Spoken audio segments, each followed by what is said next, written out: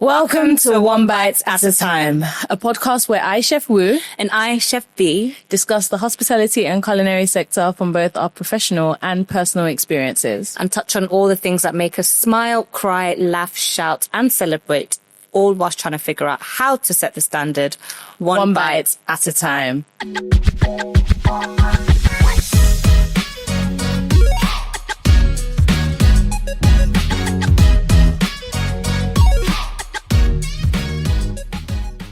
So, we have made it to our final episode of season 2.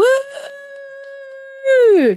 And it's only right that we end this season with a bang. We've had some amazing guests on this season, and I felt like our guest of today was a really beautiful way to round it up, considering the work that he's doing in the industry at the moment. Exactly. So we started off pre-launching season 2 with being invited to do our first live podcast at the Nigerian Food Summit. Yes, we did. So it only seemed right to take this moment full circle by closing the season with the Nigerian Food Summit convener. Is that how you say the Convener? word?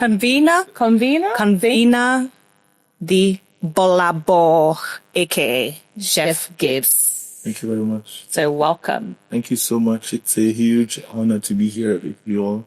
So glad to have you. So I'm just going to quickly go through what the NFS is. So the Nigerian Food Summit is a culinary platform dedicated to championing professionals of the industry and ensuring we're doing the right things to drive our industry forward. It's a vision that I understand that Gibbs has had for quite a while. I remember when I first met him and he always used to say, Nigeria is going to be a global food destination by 2025. And I'll be very honest in saying that I felt like it was very far-fetched, just considering how close 2025 is. But the work he's doing is definitely putting us on that path. Yeah. And it was only right that the maiden edition of the Food Summit was this year. Yeah. And it's testament to him sticking to his vision and him chasing it and putting the work in to make sure his vision is brought to life. It wasn't just talk the talk. You walk the walk. He walks the walk. And I admire that greatly. Thank you. And so what we're going to do is let you tell us a bit more about yourself, the work you're doing, the Nigeria Food Summit, and just, what has brought you to where you are now in the industry. Oh, wow. How long do I have? First of all, once again, thank you so much. Thank you so much. Every opportunity to talk about what we're working on is cherished. So thank you so much. I do not take this for granted. I've been in the food space for about 13 years now. I started cooking professionally in 2009. And a lot of the challenges that I faced growing up could have easily been solved if certain things were in place. No blaming anyone or anything. These were just my own personal challenges, right? And they're like my personal convictions. And anytime I face a challenge, I see it as an opportunity to change something. That's how I see it. And that's what I tell a lot of people. A lot of people talk about how, the culinary practices of old were just all toxic. But I always like to also see, yes, some were toxic, but there were also opportunities that sort of formed really strong people today. And so when I face challenges, I always see opportunities. And a lot of the challenges that we faced as young people in Nigeria or young people in Nigeria chasing the food dream, whether we didn't see presidents, we didn't see people that we would that looked like us, that we could look up to and say, I want to be that person. I remember telling my mom, this was so we do this long holiday thing in secondary school, high school, and you're allowed to do different things. But I remember telling my mom that I wanted to intern at one of the fast foods. And it was like, what? Like, no one had ever brought up such a thing in the house before. And this was just me trying to get one step closer to that dream that I had. And I said, look, so let's fast forward to today. The best way to, that I felt that we could get to that point was to create platforms. I've always advocated for create your own platforms. If the platforms don't exist, if the platforms seem unreachable, unattainable, don't be discouraged. Create your own platform. I've always advocated for that. And that really is what the NFS is about. A platform for us, by us, that we can call our own and say that finally we have a gathering of the food industry. And you were there, you saw it yourself. And, for example, you saw that there were a lot of chefs in the house, but people saw other sectors and they were confused for a bit. Like, oh, what's legal doing here? What's branding doing here? And that's what we're trying to educate, that all these sectors are part of the ecosystem. Yeah. Like, you cannot run a business, and that happens today. There are a lot of businesses, like, I watch your stories a lot of the time, and some of the feedback that you give for some businesses that they missing the point. Like, what is their identity? They're an Italian place, but they're selling. I remember that one, they're selling avala. So these are some of the things that we see in Nigeria of today, and it's 2025. We're not so far back that we cannot get certain things right.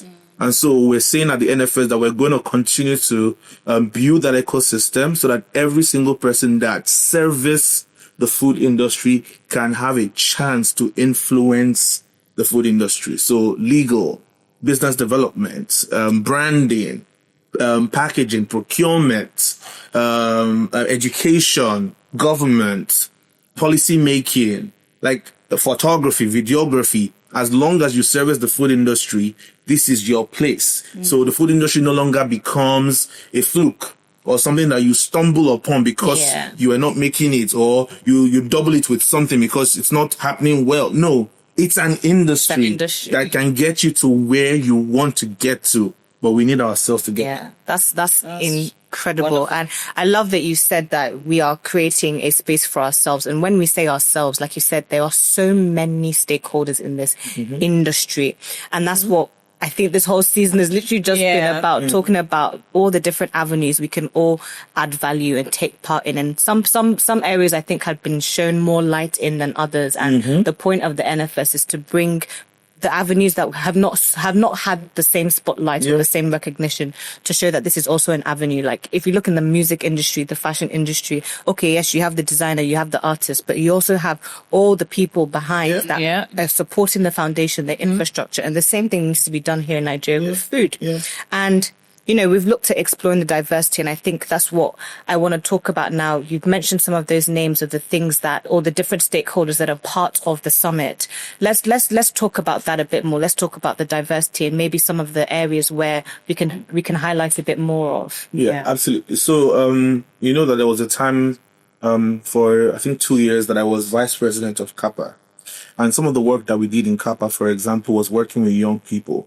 And I was privileged to receive a lot of requests. They need someone needing help with this resource, that resource, and a lot of the things that was on my table was people asking for things. Like, how can I get this? How can I buy this? How can I sort this? Somebody's trying to cheat me here. Someone sent me a contract. And in my mind, I'm like, once again, this is not blaming or insulting anyone, but it took me aback a bit that in 2023, 2024, we watch all these movies, we are exposed to people that have traveled, like we've traveled, we see all these things, but in 2024, it's almost like as if we're still dealing with like old things, like issues like someone is saying that they signed a contract that they didn't read. People have been dealing with contracts since 1990 something. So how come we're just dealing with that now? And what I got to find out was a lot of the times people think that they don't have access to information, they don't have access to resources, maybe because they feel it's too expensive.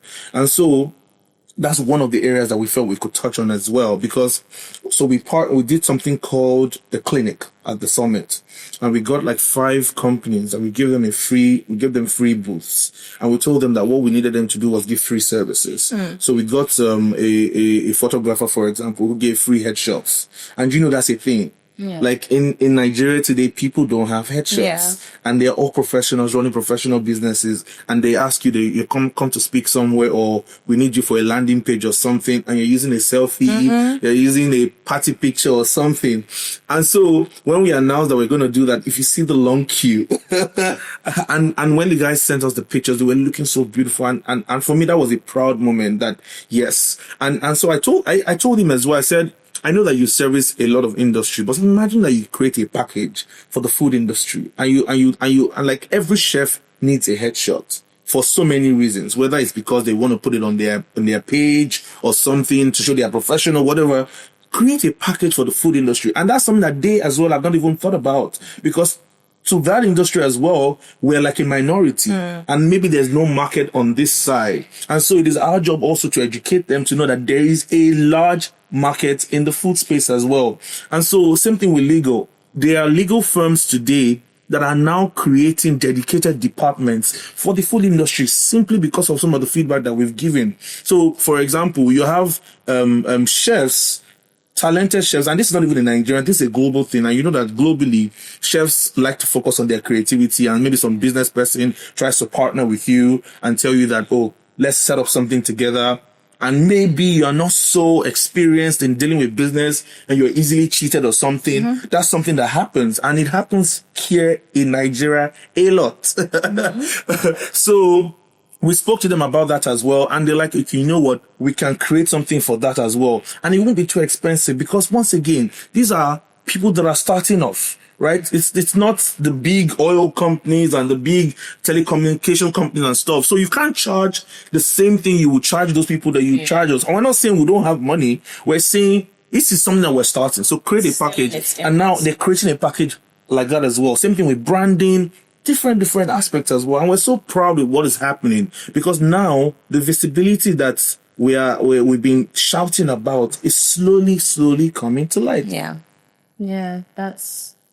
I think, so for me, it's one conversation that I have with a lot of people is understanding that there are many places within the ecosystem that you can fit in, like Lisa explained. And even outside of like the more business-led avenues like branding, legal, marketing, even as food entrepreneurs, there's still many within that ecosystem. And I think that something that the NFS definitely highlighted so beautifully was all of them being there, because there was a stall with Next Gen Farm that their farm, and then there was I'm sorry, Wumi.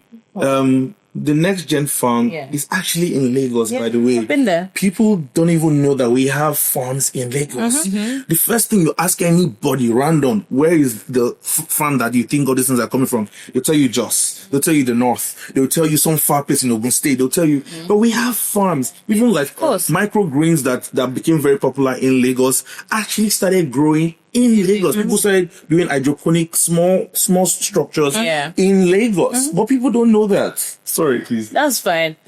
So what I was going to go to is where we have like farms and stuff. The industry has obviously come a long way, but it's obviously also still in its infancy, like we've explained. So in terms of like infrastructure, because I think the NFS is a great platform. It's a great, central point. Yes, central point. But in order for even that to expand, what is the infrastructure that you think is needed? Because outside of all of us being able to congregate there, in order for something like the NFS to go to the next stage, you need to be at a level where, okay, people are coming in to come to the NFS because they want to, whether it's invest or become a stakeholder in the Nigerian food sector. What infrastructure do you think is required for us to take the NFS and anything of that nature and the food ecosystem as a whole to the next stage? Amazing.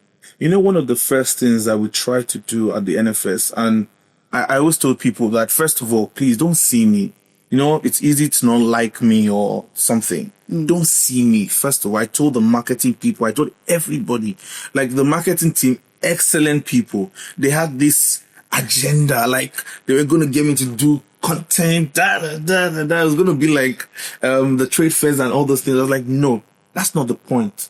The first structure that I need people to see is that interconnected industry. Yeah. Just like the NSAS, for example, you know, the way people kept asking, who's the leader? But there was nobody that they could sort of shoot and say, we don't like this person, so it's going to crumble down. Like everyone contributed. Yeah, it's a collective. Exactly. And that's what I wanted this to be as well. And look at all the videos, all the highlight videos and things on social media. You will see that so so many people. They just kept showing so many amazing people. You know, I've always said that we have so many stars in the food industry that have sort of built their own career by themselves. But it's you can have stars, but you might not have an industry. It's possible, right? Until all the stars sort of dampen their ego a bit, just to come together, and that's when people will start to see that we have a voice, and it's there's precedence to this. It's not even about the NFS. From the Black Lives Matter, all the marches in the past, the protests, every single thing that has anything in history that has really, really gone far is because voices have come together to push the agenda, and that is what we said the NFS should be. Voices come together. Obviously, there must be somebody that is the visionary. There must be a convener. There must be someone doing all the groundwork and stuff. Yes, we have that. So the first structure, to answer your question, the first structure is the people. That's the first structure. Now, going into more details, another thing that we tried to do was to get pre-existing structures involved. Okay. I know that some people would say, forget the gatekeepers, ignore them. But the truth is, if you look at the government, if you look at the law, for example, there are certain parastatals, certain agencies that are actually existing that are supposed to guide these conversations. Now, it's possible that they are so overwhelmed that they might not pay as much attention as you would pay to your industry, because all you're focusing on is your industry. But most of these guys have like a lot of subsectors. For example, now we did some work with the Ministry of Tourism, and for the first time, they are trying to come up with dedicated policies and laws for the food industry. And so they called us. They said, "Oh yeah, you are for the food industry. You are for this. You are for the that." For the first time, because easily it could have been just and when we asked them, for example, we said, why are you not going to this sector, that sector, this sector? They gave an answer which sort of gave clarity to this thing that I'm saying. They said they cannot really what's the word? Break it down to so many minute units, departments. Yes, exactly. That it really just has to be certain department that covers. And so because we are now doing so much work, we've made so much noise. They've seen the collective. They've seen us as a strong unit. We've made so much noise globally and locally. They have no choice but to bring us to the table. That is what I'm talking about. That's why I said the first structure is us, right? And so we've had these meetings. We've had meetings with agencies that have existed for over 30 years, people that have tried to do this as well in their own time and maybe didn't succeed because it wasn't ready for that time. We've also brought them in. If you remember, at the summit we had something called the Veterans Panel. That was paying homage, right? Telling them that we're not, the thing they say about young people, that young people just ignore. No, I'm a big fan of pre-existing of history. I like to do research. And so Dr. Eric, for example, is someone that has existed. He's done a lot of work that he has tried. It's almost as if because of all the work that he's done, maybe it felt like, okay, the best way to now channel that energy was to build a school. And that's why he built a school. And today, his school is recognized across Africa as one of the best hospitality schools. So these are some of the things that we've put in place. We've spoken with all these pre-existing people, and we got them to come. Like, they now see our platform as a space that they can use to speak to the food industry. I think that's the main part I'm seeing, that there had been a gap previously, because obviously a lot of a lot of people within the sector were kind of just moving individually. And you'll have, for example, people just entering the food business without even having an idea of what their business plan was, and they wouldn't have gone in knowing even that they had contacts to help them with financing or help them with their marketing, help them with legals, help them with employment, all these kind of things. That these avenues had already been created in agencies and companies, but they hadn't been fused in terms of connecting the dots or connections to farmers or agricultural businesses, not even having a list of information of what businesses are already in the industry. Like sometimes people will be complaining already, oh, we don't have this. How do you know? We've not even done the research to connect it. And sometimes some people do need that work done for them, because I can say if I was in if I was in a developed country that had already, a developed tourism country, let's say a food destination, the difference that they have is that the information is easily accessible. And it's in, let's say, one place. I know sometimes it's not, but we can say it's in a space that you're able to go there and see the multiple different levels that are at play. Whilst here, it seems a bit more of a goose chase to try and connect those dots together. And maybe we've always spoken about the government, and what you're helping me see is that maybe they weren't able to do as much as they could because they have so much they're already doing, and if there hasn't already been some sort of connection, and I think it's both parties have to come together. Yeah, that's the private-public partnership. That's where it comes. It's not to one person. Yeah, and that's the private-public partnership conversation. And you know what? Yes, the government has a responsibility. We cannot take away their responsibility in the conversation. They have For example, now, you know that I work with the RCBC as Director of Events and Partnerships. RCBC is Restaurant, Clubs, Bars and Cafes Association of Nigeria. And one of the issues that we face in the RCBC is the amount of taxes that exist.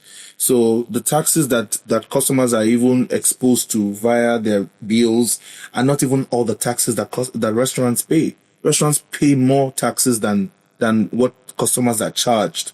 And sometimes they pay to different arms of government, local government, state government, federal government. They all come with their different bills. And people don't know this, right? And so there's been back and forth with regards to how this can be unified, how this can be better addressed. And so there's a lot of conversation. And once again, the government, and once again, we're not trying to get them to relinquish their responsibility, but there's a place to step in. What I think I'm hearing is that if we create a channel for all the different parts that play to funnel down to it, it'll be most likely better for them to be resolved, rather than seeing, let's say, 5 million problems from 5 million different people. You need a channel for them to say, okay, these are the couple of organizations you can rely on to, like a coalition. Yes. You know, there and that's how lobbying coalitions. Yeah, there are existing laws that are very harmful to the food business, to the restaurant business, to the hospitality sectors that are not addressed today. One person can address it. Yeah. It's in the law. It's been signed in the law, but one person can address it. Today, there are organizations that are taking the government to court on certain things that exist in the law. They are still in the court today. So more noise needs to be made. And so for us as food industry, before we can get to that point of influencing policy, they have to see that we're serious. So I have to ask a question. We've spoken about the people, the collective. Is there anywhere, from you doing this work now, is there anywhere that you can literally tell our viewers, this is where we need more people? For example, now, so at NFS, we had CAPA present. We had APCN, Association of Professional Chefs. We had the Institute of Hospitality. We had the Ministry of Tourism. We had a few agencies.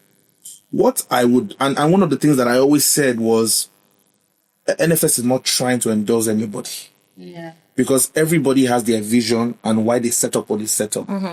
For me, what I would say is the best way to approach this conversation. Like, for example, now there's Ninto. And Ninto now is doing there's a new DG in Ninto that is now trying to certify practitioners. Sorry, what did you say? Ninto? Yes, Ninto. What's that name? It's National Institute of something tourism. Yes, hospitality and tourism. Yeah. They are very active, right? And they are under the office of the Ministry of Tourism. Okay. And now I think last year, they issued a process to certify practitioners in the industry. And they haven't fully started it, but it has started. So everybody will have certificate. You're a chef, Abi. you will go and register under it. So they need to educate us more on that anyways. And we're trying to work with them as well so they can educate more. And we're saying step in the right direction, right? Because we were talking about standardization, who is a chef, who is a this way, that. Okay, that's fine. But one of the things that we try to tell them is don't see us as the enemy. Because we've seen that for too long, where it's almost fines and bills and taxes and this and that. We are your agents. Yeah. Someone said today that the government has no business doing business.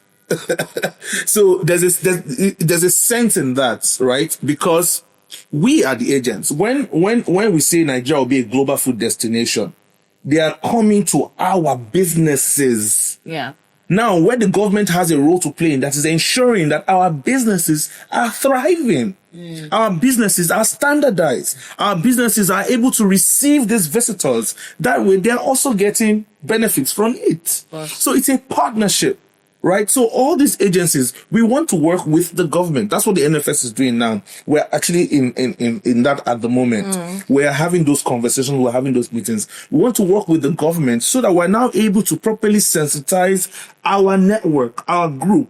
And once again, from the everybody together, we are ready to do the groundwork as NFS. We're ready to do the dirty work, as you call it, all right? So that we can then present what the framework is and say, guys, this is what we need to do. Where we don't agree, we would say we don't agree. What we need, where we agree, we will champion it. And then we'll see that we're serious. They will see that, we're reliable. They see that, we have agents that we can work with. Mm-hmm.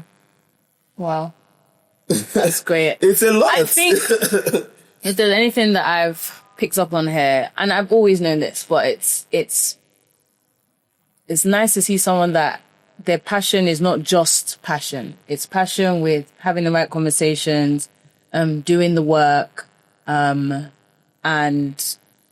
putting something together. And, it's one thing to take an idea and it be an idea. It's another thing to take an idea, make a slogan for it, bring that idea and that slogan to life, and then sit here and be able to have conversations about it and explain it to people in a way that makes sense and isn't just surface level. Yeah. Because he's talking about everything you're talking about at different levels within the industry as a whole. We're not just talking about, okay, so what do us as a people need to do? Then what do the people above us need to do? And what do people above us need to do? Yeah. And then when we get there, what does the organization? It's important because it gives us an outline, a strategy to kind of work from. And that isn't something to be taken lightly. So the work you're doing is amazing. Yeah. Well done. I have to ask, is it sometimes overwhelming when you have such a vision that is way bigger than anything than and way bigger than what your own hands can even grab, this is something that you're taking on.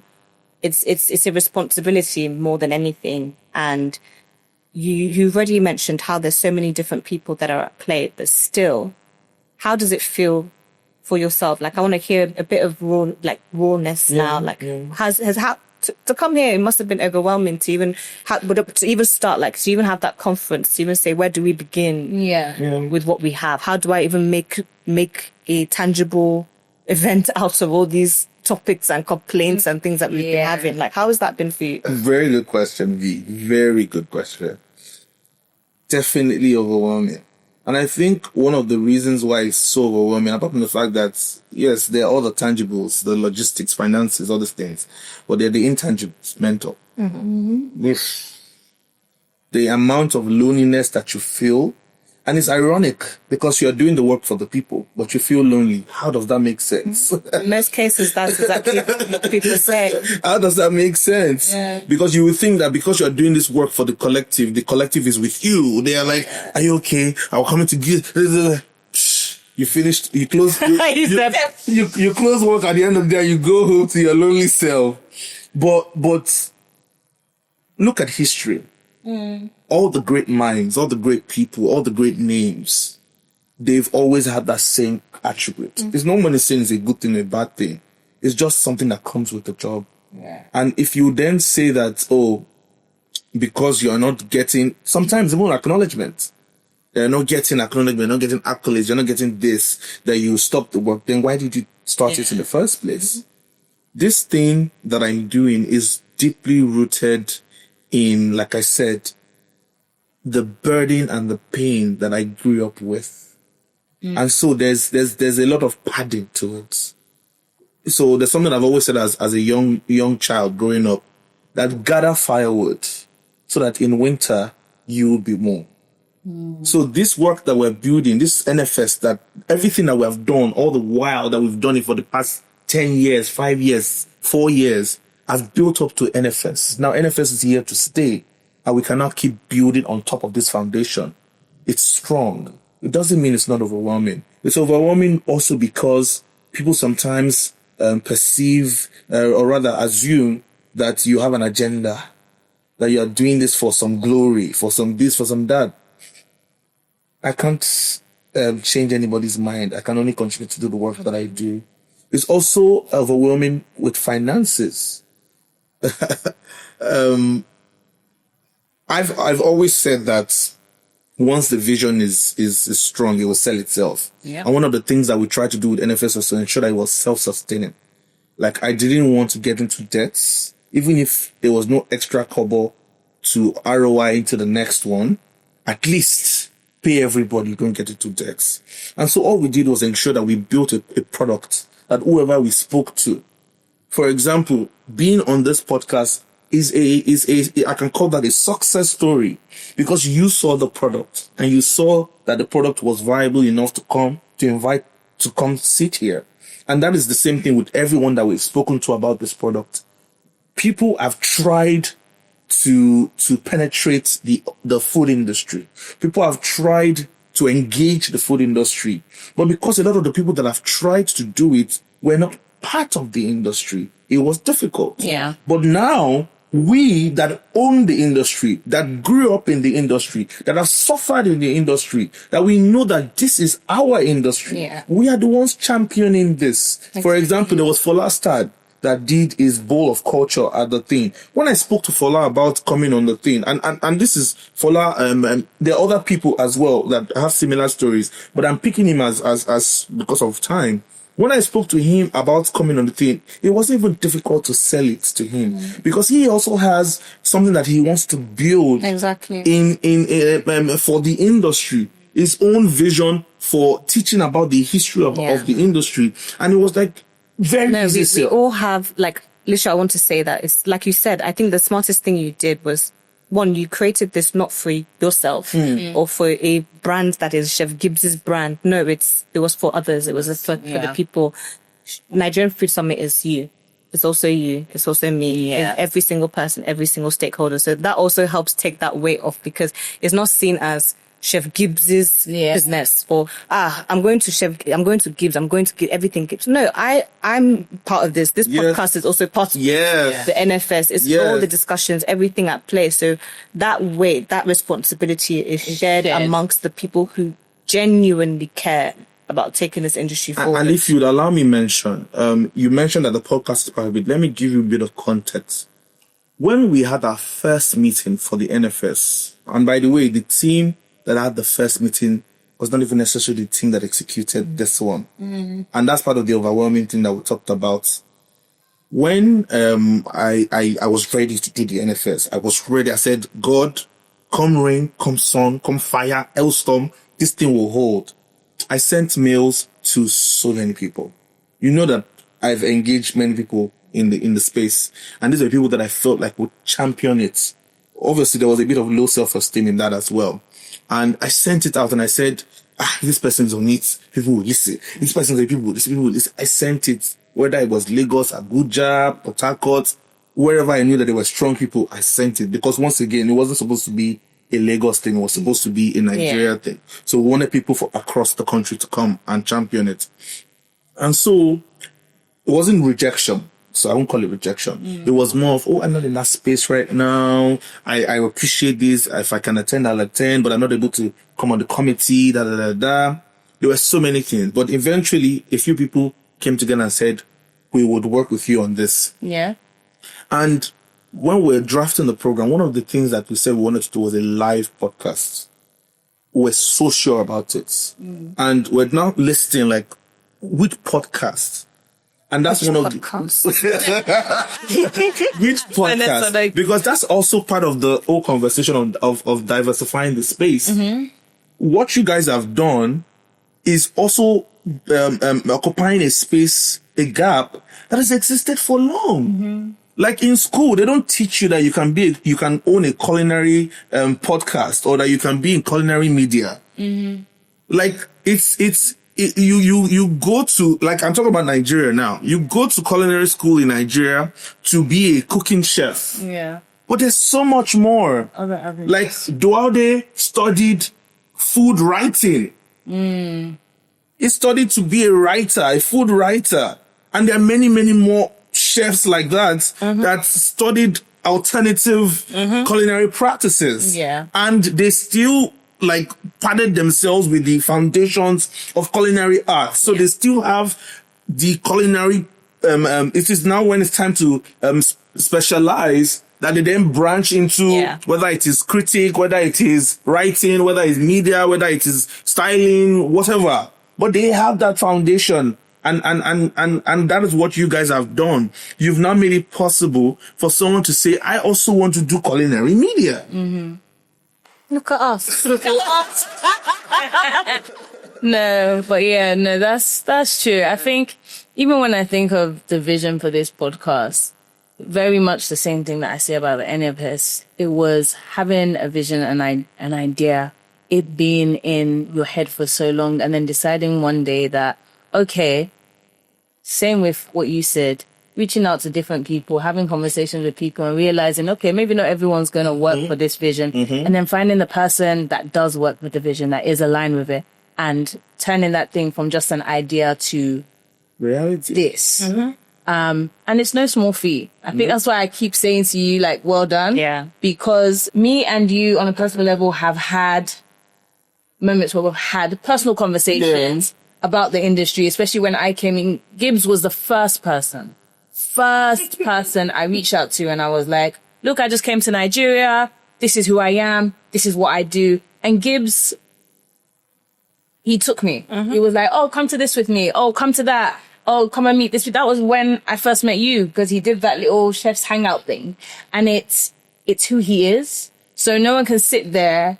And now that I've even seen the way you've put out NFS to the world and you haven't made it about you, it's beautiful to watch, because it's easy to, because the podcast, in as much as, yes, it's a podcast, and it's still about us. It's us that's carrying it. You know what I mean?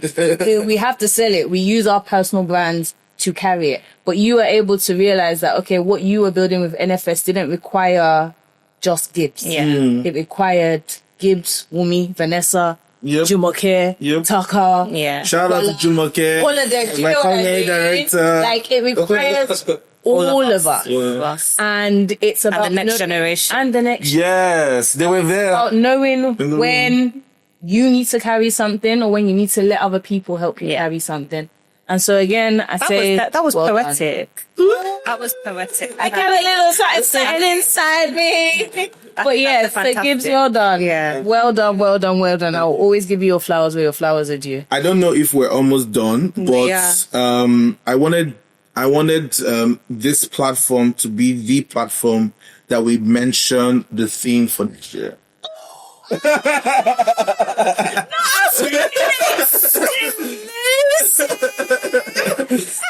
Wait.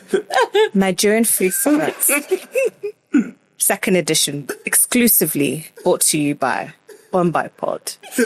Please, we hand it over. And it was important that I said this, because this is also something that you guys have championed for a while. And we couldn't do this theme first because we were not ready to discuss that. The first thing, so if you look at the things that we've had, the first one was an emerging industry. Right? So we're babies. We're good. Yeah. The second one was food destination, showing the potential. And now it's time to be serious. Okay.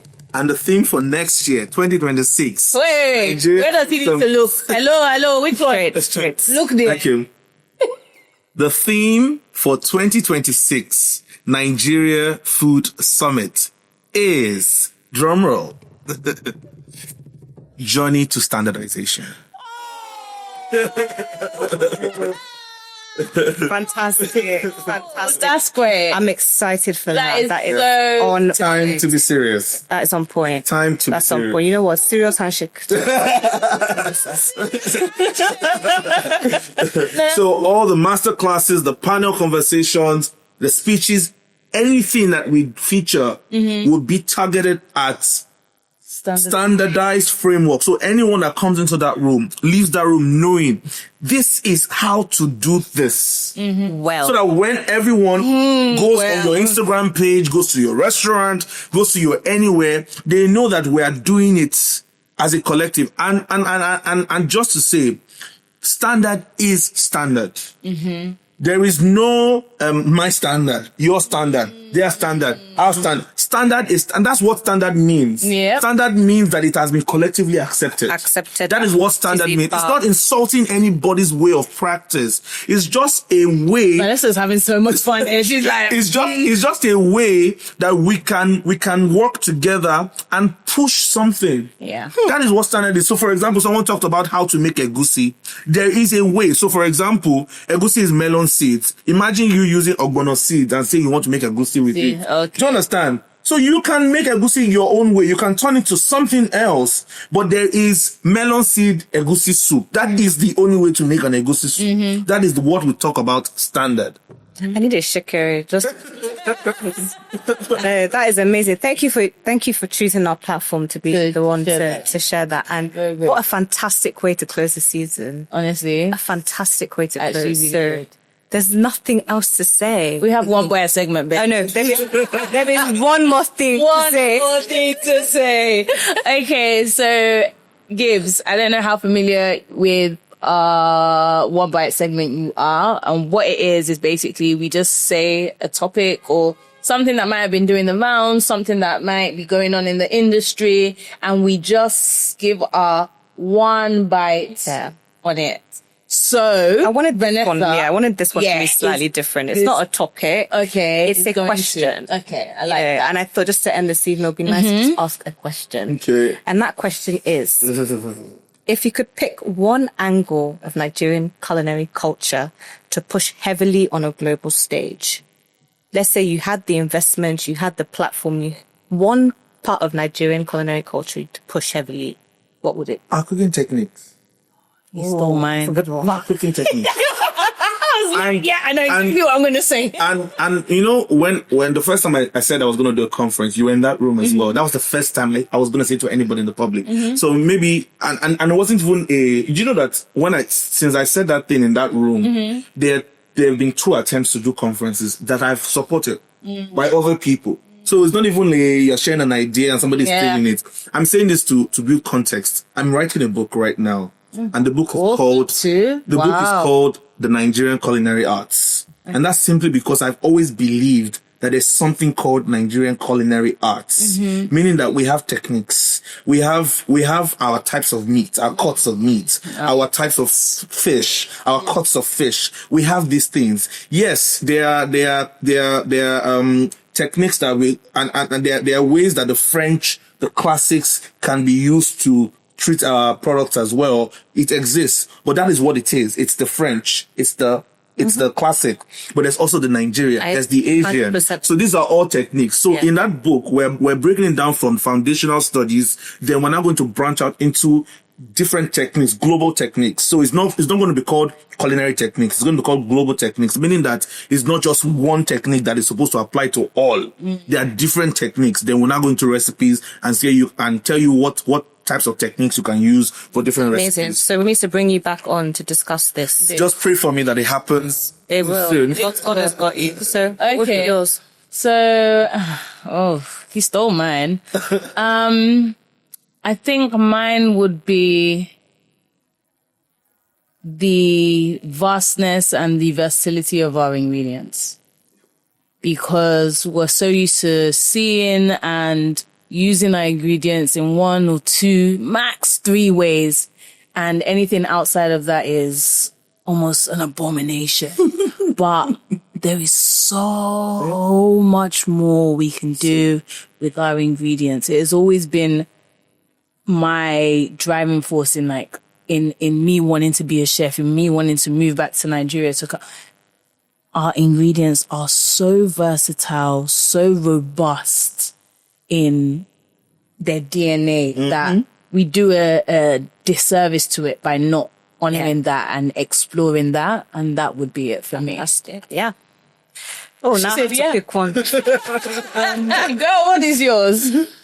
I would say I would go down the cultural side of it and talk about pushing the ability of being proud of how we physically eat our food. So we don't need to conform to the silver spoon, the etiquette of fork and knife, the white tablecloth to be considered high luxury or fine dining or whatever it may be. Whatever the case, whether we are eating something more refined, whether we're eating our generic traditional food, there are ways and customs that we have eaten our food historically as a culture, and other countries have been able to do it for themselves. They're able to honor themselves. You can go to a Moroccan restaurant and sit on a cushion, and enjoy and still feel luxurious. You'll take off your Jimmy Choo shoe and form. You'll go to a omakase and they'll hand you the sushi roll with your hand and you eat it. And they'll teach you how to hold it, how to roll, you know. So what are the ways that as Nigerians, as Africans, we eat our food, and how can we make that a globally accepted thing that even drives tourism and intrigue into our culture? Yeah. That's so much work. Like, I had sake for the first time and they had to teach me how to hold the cup. Like it was like they were not gonna allow me, they were not gonna pour the thing to like got the cup right. Like, it's so important, or else it's gonna get lost in how many generations, you know. So, how do we hold our palm white? No. True. Chewing stick. You know, I did that chewing stick and season one. Like, these things that things carrying. Yeah. Oh wow. We're going back, guys. We're going back. We should though. I think it's needed because, like we say, in order for us to become a global food destination, something really does have to set us apart. We can't be doing whatever. We have to honor ourselves. That's why they come in here. It defeats the purpose. Right. I'm gonna cry. This has been. Guys, did you see did you see the African salad that Chizuru posted? Yeah, I did. That was gorgeous. Very good. Abacha, sorry, yes. Julia, I've always said that abacha must feature in a restaurant. When I saw it, I wanted to cry. Like, The funny thing is, I've never had abacha in its normal way. That's why I've never explored doing anything with it, because I'm like, I don't know how to eat it normally. So my thing is, whenever I see new things, I'm like, unless I've eaten it how it's meant to be eaten, I cannot then try to recreate it or imagine it. Exactly. That's a big thing for me. Yeah. But so we don't take up any more time. This has been such a beautiful way to round up season 2. I think we have outdone ourselves, and we are so grateful that you joined us to round this up. thank you. And it's been bigger than us this season. It's everyone we've invited. So we just want to even thank our guests, all our guests that came on this season. It's really shown that the industry is truly, truly one bigger than us, and it is for all of us, by all of us, with all of us. Yeah, I can keep going. Thank you, Gibbs. This has been amazing. Thank you for what you're doing. And I pray that the NFS becomes a foundational and impactful institution that is passed on from one generation to the other and to the next. So Yeah, amen. Right. Amen. Thank you. So as always, you can find all episodes on YouTube and all podcast streaming platforms. So please, as I finally plead for you, make sure to follow us, subscribe, like, comment, give us all your thoughts on how you thought this season was. You can follow us at onebitepod_, and you can find our episodes on YouTube. You can find snippets on Instagram, TikTok, all the social media platforms. And a final thank you to Miele, our sponsors, for allowing us to film season 2 in their showroom.